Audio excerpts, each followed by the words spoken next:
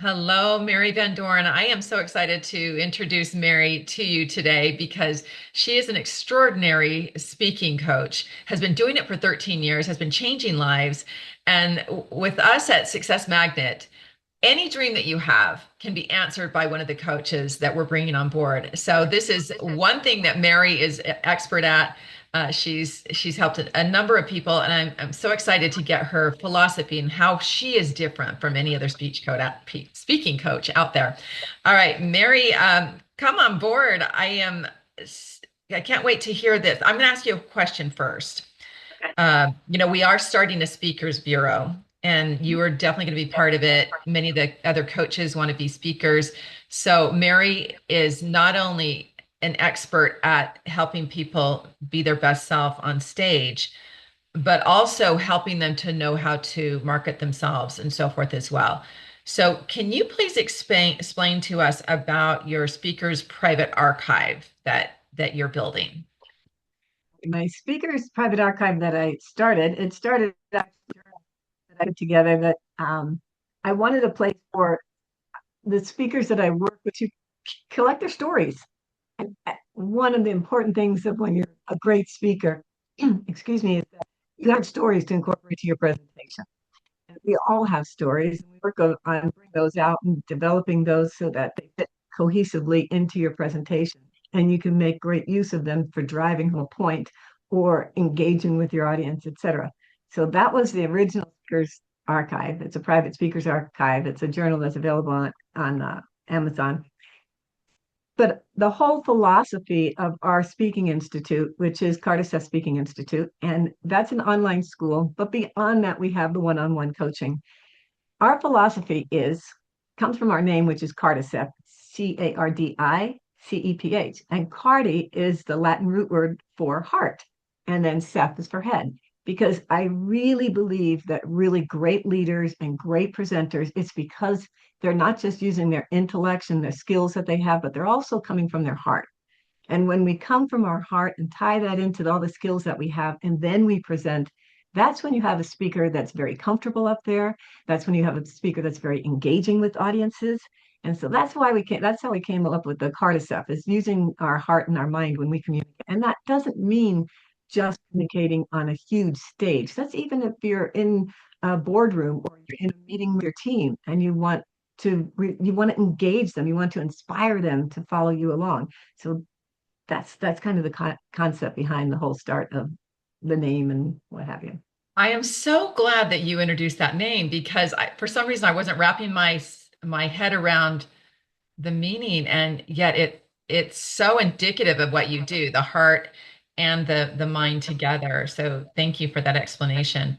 I want to just ask you that you've been in this industry for a while. I'm sure that you've created some sort of magic that why are you different than any of the other coaches out there? And you already mentioned the heart and the mind.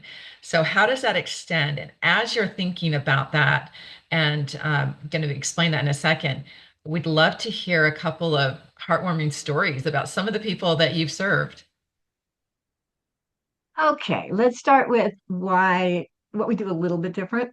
And I think as a coach, a very important thing for us to do is to be a really, really good listener. Um, I have a really great knack for listening to people tell me about their product, tell me about their service, and also listen to their sort of life stories, their business stories. And I'm really great at helping them extract those stories. They might think there's nothing there, right? And then they'll say, I don't have a story. I don't have a story. And we talk, and we start to pull that out. And the thing is, they become in love with the idea of what they're doing through this process instead of just, oh, this is something I have to do. I have to get better at this. This is a presentation I have to do. They get past that and they get to a point where this is exciting and they really embrace it. Worked with a man, and his company was one that works with built companies that want to prepare to sell their business, right? So he he loves when you bring him in at the onset of the business and he can help you set it up from the beginning of what it's going to look like if you're going to sell in 5 or 10 years or what have you. But sometimes he gets called in and we want to sell in a year or two or what have you. But he does a lot of presentations at business uh, association meetings and what have you. And he speaks all over the country, but he said, I'm really getting any sales from these presentations. And yet I'm really good at what I do. And he is. So he showed me one of his keynotes, and I was like, What did you identify? I'm I'll sure just you say saw it Bob. immediately. I was like, Bob, where's the you in this presentation? He goes, well, it's all about what I do. I go, yeah, but it's not about your clients and the problems that you're solving for them and how you're preparing them. And there's no part in here. There's no Bob in here. So we started to talk a little bit, and I said, well, let me do a little bit of research and we'll get back. We'll meet again in a couple of days. So I went online and I thought, well, let me get some feelings on him. It was like Facebook, Instagram, LinkedIn. He didn't have any. Like he had no accounts. And he wasn't, it's not like he was an older guy and not out of the brain of what we would be doing with this stuff. And then I went to his LinkedIn, and his cover photo or whatever was literally gray and black and some letters. And I said, okay. So then I went to his website, and his colors were black, gray, and white. I mean, it was like everything in his vision was black and white. Wow, And are you that's like a funeral director? What's going on? It seems pretty ominous. but So but you, that's the way he looked at business. It's like, okay, you're here and you want to go here. And he looks at the steps, and that's what he did. So we started talking, and then we found stories and whatnot. And he was like, I at first was like, I don't know if I can tell that story. It's like there's nothing wrong with the story. It was just he wasn't used to it. Well, long story short, by the time he got on stage for his next keynote at an industry event, and there was going to be like 3,000 people there, he was so excited to get on that stage. So excited. He had transformed like 180 degrees, just getting to a point where I'm getting up there. I can't wait for them to hear this. I can't wait for them. And he had much better success after he got off stage, and later he had a booth back and stuff. And he said people were coming up to me and talking to me, and that story I told about this, people were coming up. I'm like, yeah, you became relatable. oh wow, I love that. So you actually had to force that. Like you're like, no, you've got this story, and you pulled it out of him, and that changed his life. Yeah. I mean, look at what in a short period of time, just making that one change, you could change his Mhm. life. And then, do you help people to weave those stories in with transitions? How is that process? Yeah. So we go through and we'll find out like what are the messages that they want to share, whether those are the processes that they do, the service that they offer, or their products. So we find out what are the highlights that you want to make sure, because typically you have maybe 20 minutes to present. It's really long if you have 45 minutes. So figure maybe 20 to 30 on most. You really, if you do it right, you can present about 4 at the most. And some people think, oh, I have to jam pack everything into here. I got to get as much in so that no, you have to relate to them first. They have to get to like you and understand who you are and have faith in what you're offering, right? So you can't do that by just throwing facts and whatnot at them. So we talk about what they want to share, and then we come up with some stories that are relatable to what they're sharing. And we work in the transitions to go for how you go from one to another, how you weave those stories through the messages that you want to share. And then we work with coming up with a really great opener to get their attention. And we have call to actions, and we wrap it up. And then throughout all of that, we have to work on body language and their tone. Oh wow, I can't wait. I love that story, Mary, because you totally changed his life. And I wanted to say that I'm sure that there's other lives that you've changed. How did you know that you were going to be great at this? 13 years ago, you started, and how did you I know? started coaching 13 years ago, but many years ago, like 40 years ago, I'll say, a long Mm. time ago. I was very young and I was in mortgage banking, and I wanted a job. I saw an ad, and it was for teaching mortgage banking, a night class. And I thought, oh, that'd be kind of fun, because I had already been in my industry, in the mortgage industry for 5 years, in the administration part of it. And this class was teaching new people coming into admin, or realtors or financial planners, anybody that's interested in it, right? So it was a night class. And I really wanted to do that. So there's a whole story that goes into me getting that job, but we'll skip that for now. However, I was young. I was 23 and I was teaching this class. There was between 60 and 80 people in these night classes. And it was 2 nights a week from 7 to 10. And mortgage banking, I found it intriguing. I love numbers, but it's kind of a dry subject to teach at night after people have worked all day. So I had to find stories or ways to keep them entertained because they know most of them, their companies paid for them to get there. And we had a test at the end, and their grade determined how much their employer would reimburse them. So I did want them to get all their money back.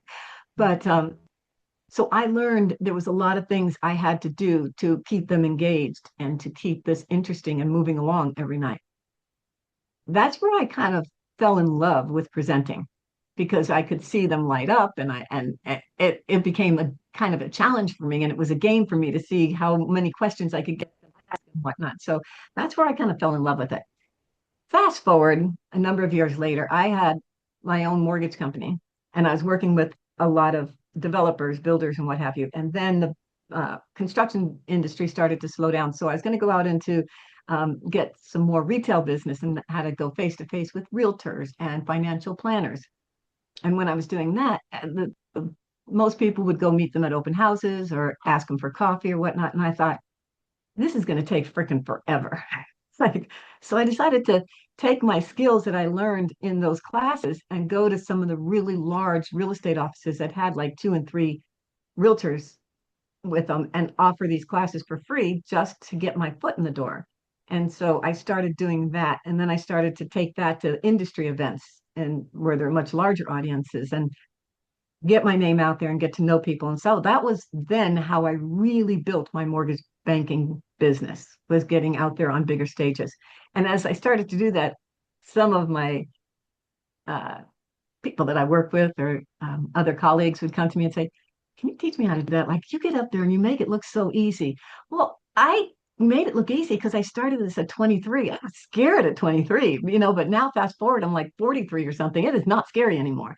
So and then they started asking me, and then I started to say, wait a minute, I'm kind of not doing this for free anymore. I started to put on classes and people would come. And then I worked in an organization called Sue Talks, which is like TED Talks. But and they asked me to work with their speakers before they got on stage. So anyway, and then one thing led to another, and then people would refer me to other people. So that's what that So, all started about 13 years ago. okay, so you mentioned also that you help with, first of all, we can feel your heart. We can feel that you have a heart for helping people connect. And so tell us a little bit about how you help with body language and what a difference that can make when it comes to speaking. It's huge. Like I will do a class on just body language. The old days of a speaker being somebody that got up and stood behind a podium and read from a script, like that's so far gone. Right? People would just, oh, I think they just get up and walk out or just say, like, send me the script. I'll read it later. Right? I'm not going to do that. There is a certain amount of safety that people feel behind the podium, right? And even if they have a podium and they have teleprompters, like there's still a little, like, you can't expect me to get out behind here. I have to stand here to see the teleprompter. But you're not going to engage your audience so much, right? You're hiding 90% of your body, and your body language is like 55% of your presentation skills. That's how people are going to relate to you. It tells them if you're nervous, if you're uptight, if you're relaxed, if you're open. You can portray sadness. Like, let's say if you're going to be telling somebody to talk about your sales and how they've grown. I'm behind a podium, and if I have just a piece of paper in front of me and I'm reading off these stats, it doesn't do anything for me. But if I can say, we went from here, the next year we were here, here, and here, that's body language, but it's not hard to learn. They did a study out of London and they found that the top 10% of TED Talks, the ones that had the most reads and likes and what have you, of that 10%, the bottom five, so let's of those had about I think it was 227 movements in their 15-minute talk. They found that the top 5%, the very top, had over 400 movements in their 15-minute talk or 14, whatever length it is. So working it out, it's probably like something moves every 30 seconds or so, or less than that. But if you consider, when I said those scales went from here, here, here, and here, that's 4 movements, right? So it doesn't mean that you look like a little Woodstock up there flapping your wings and just moving crazy. It's just conversation. And if you think about it, when you are sitting around a big table and it's your family, it's the holidays, or friends and you out for drinks or coffee in the morning, and somebody's telling a story that's really engaging and they have everybody laughing, they are not sitting stoic telling you the story. They're not. They're moving their arms, they're leaning forward, they're going back like this because they're engaging. And that's what keeps our eyes drawn into them. They say you're now with our attention span that they want to see movement every 8 seconds. That's easy to do when Right. you So can use. you're animating people. You're sharing with them, hey, this is important because even the most conservative, like, really diplomatic people, that just don't want to cause a wave, uh, they can do something that can affect. Like, how would you deal with somebody who's super shy and yet they want to be a great speaker and they're just not flamboyant person? How would you deal with that? Um, you might not think of this as you watch me here, but I am not an outgoing person. I am not a big extrovert. I am not. When I'm talking about what I'm passionate about, it comes through. And so if you want to present something that you're passionate about, then let's see all of you. And we work on that. There's some people that I'll bring them back and they say, I don't know what to do. And I say, okay, here's your script in front of you. You have it on the computer if this is an online, right? You have it right there. I want you to go through that whole script for me without saying a word. I want you to pretend you're a mime. Just use your face, use your hands, stand back, do whatever you have to, so they can see that, yeah, this is what I would do. Like, so then they're forced to kind of do something. It takes practice. That's somebody that's like, I don't know where to begin with this, right? And then there's other times where I'll walk them through and say, why don't you try something like this? You know, um, a thing that a lot of times people when they're starting, they'll keep, you can't see it here, but like Mary, I have to interrupt you for a second. That is masterful. Tears came to my eyes when I heard you say that. Do a speech without speaking. Do a speech without speaking. You help people to understand that how important body language is because of that. That's masterful, Mary. I've never heard that before. Thank you. If yeah, there's it's fun. anything, I mean, even if there's just one thing that people got from this, that's life-changing right there. Yeah, you can stand, and then I have them practice it in front of the mirror, or if they when they're really working on it, they'll have fun and do it for their family, like their family doesn't know the speech, but they can get the idea of what you're talking about. Can you portray that idea to them? So I like them to enjoy the process of learning all of this. I want them to like look forward to the next thing. Like, how else am I going to grow in my next session? Wow, you're amazing. But your thought process, I know your heart is so fully in it. Tell us one more story about somebody who you feel has their life has been transformed through their ability to speak and their confidence to speak. Okay, I have one lady who she had actually, well, two, but I'll use one. She had been on stages many, many times, industry events, probably a couple hundred people maybe in the audience, and it was on business. And she is somebody that helps people set up their business as opposed to Bob. She helps them set up whether it should be an LLC or a sole proprietor, whatever you. And she'd spoken on it many times. And then she wanted to start, she started a foundation, which she had this phenomenal story of why she started it. And what she does is she takes about 10 kids every summer from the inner cities and takes them, she teaches them classes for 6 weeks. Every morning they go to class and they learn about another. It could be France. And they learn all about the culture and the history and the food and the art and what have you. And then she takes them on a 10-day trip to France. And these are inner school kids that would never see the outside of their county, much less their state, right? And it's because of what happened to her when she was that age. She had was in it was horrible, but she was an inner city child, and this is what she wanted them to see other parts of the world and see the potential and have be exposed to that. So it's this great thing, and she'd done it for 2 years, funding it herself, and now she had set it up and she wanted to share this, but she was like, I'm so nervous about sharing my story. I just want to talk about the kids. Like, yes, but your audience for this fundraiser are not children. They are the adults that need to hear the story of how you got here. And she was afraid that she might be less respected if they knew where she actually had come from But it's and the was opposite of that, right? It's the yeah, opposite. It's her sharing her heart and then them realizing that she her succeeded and story that she can was help others to do the same. yeah, and her story was phenomenal. I mean, she had gotten shot. She was just 13 years old and raped and just, I mean, she didn't even have to tell the whole story to say these kids have to get out of the inner city. I have to show them like there's a portal out of here. And so we did the whole, she was ready for it. She loved it. She actually had it memorized and she could have written on the podium over there. She didn't want to do that. She wasn't presenting like that. So she wanted to have it memorized. She did.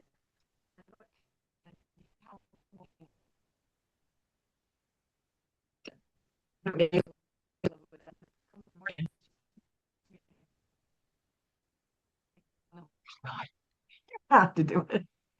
And I said, why not? And she said, I just, I go in to start thinking about my story and I keep forgetting things and I can't memorize it. And I'm losing the memorization and I'm afraid I'm going to mess it up. And now I'm thinking maybe I just shouldn't do it this way. Maybe I should just, now I'm like, well, slow down, Angel, slow down.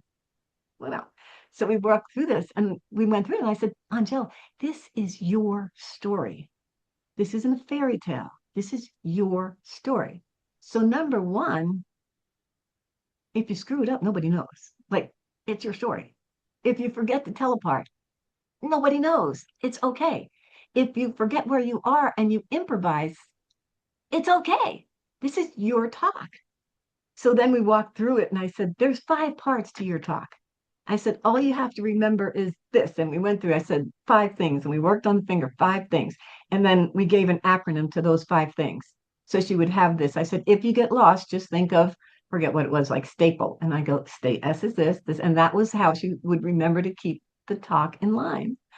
Anyway, she got through the night. It was magnificent. She was like, if Wow. you had given me my 5 finger acronym, I was like, Well, no, it's we'll your save that for story people to though. contact you and they can get, and it sounds like you're actually meeting with people individually and tailoring so that they can remember this based on their terms, not on your terms, but based on their terms. So I love the way you're working individually with people and, you know, bringing their stories out, helping them to organize them into the speeches.